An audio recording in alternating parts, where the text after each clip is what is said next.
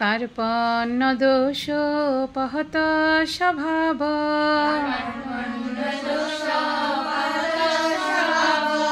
पृच्छामि तं धर्म सम्मूढचेता यश्रेयसन्निश्चितं ब्रूहि तन्मे शिष्यस्ते अहं साधिमां तं प्रपन्नाम्। অনুবাদ। কার্পণ্যজনিত দুর্বলতার প্রভাবে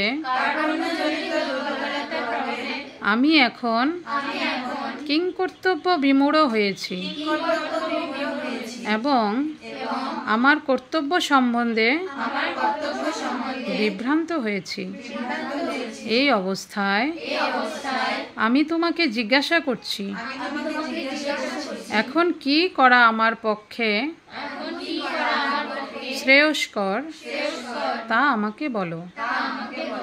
এখন আমি তোমার শিষ্য এবং সর্বতোভাবে তোমার শরণাগত।